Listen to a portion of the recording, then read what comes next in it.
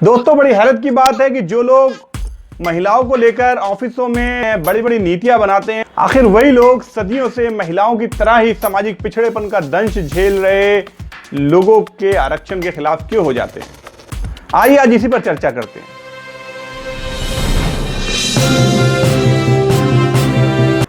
क्या ऑफिसों में भी डाइवर्सिटी के नाम पर महिलाओं को नौकरी और सम्मान की कोशिश वैसी कोशिश नहीं है जैसे कि सामाजिक भेदभाव झेल रही कौमों को बराबरी के स्टेटस पर लाने के लिए पढ़ाई और नौकरियों में आरक्षण की बात होती है? अगर हां, तो फिर यह दोहरा रवैया क्यों ना लैंगिक बराबरी के साथ साथ अब इसमें सामाजिक बराबरी को भी शामिल किया जाना चाहिए।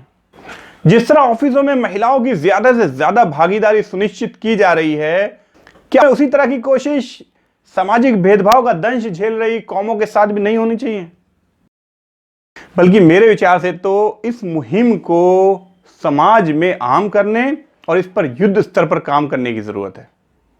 सदियों से सामाजिक भेदभाव का दंश झेल रहे एक इतने बड़े वर्ग को सामाजिक बराबरी के स्तर पर ला खड़े करने के लिए एक बहुत बड़े आंदोलन की जरूरत है।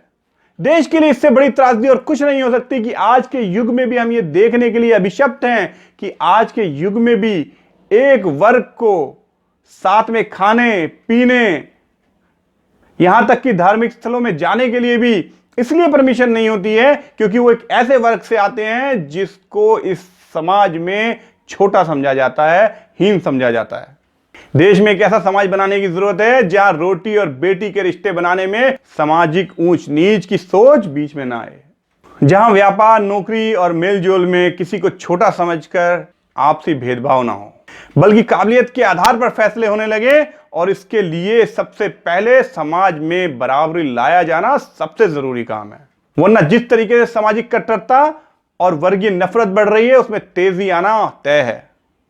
देश को तरक्की की राह पर ले जाना है तो हमें आज ये तय करना होगा कि हमारे अंदर से सामाजिक भेदभाव खत्म हो। जब तक भेदभाव हमारे अंदर रहेगा, तब तक सहनशीलता और संवेदनशीलता हमारे अंदर आ ही नहीं सकती है।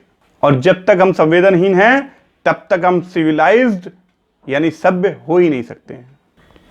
आज हर हिंदुस्तानी चाहता है कि हम फिर से विश्व गुरु बन जाएं, जबकि हमें समझना होगा कि विश्व गुरु किसी पदवी का नाम नहीं है, बल्कि सारे विश्व को सही राह दिखाने के लिए हम तब तक तैयार नहीं माने जा सकते जब तक कि हम स्वयं इसके लायक ना बन जाएं। हकीकत यह है कि बदलाव तो हमारे अंदर के बदलाव आने से ही आएगा। वरना पिछड़ने के लिए तैयार रहें। दुनिया हमसे आगे निकल रही है और निकलती जाएगी। हमें याद रखने की जरूरत है कि अगर हम नहीं सुधरे तो हमारे इस निष्कर्म की सजा हमारी नस्लों को भोगनी पड़ेगी और हमारी नस्लें हमारे इस जुर्म के लिए हमें कभी माफ नहीं करेंगी। दोस्तों, अगर आपको लगता है कि ये बात ज्यादा से ज्यादा लोगों तक पहुंचनी चाहिए तो इस वीडियो को ज्यादा से ज्यादा शेयर करें और हमारे इस चैनल तीखी बात को जरूर सब्सक्राइब करें। जय हिंद।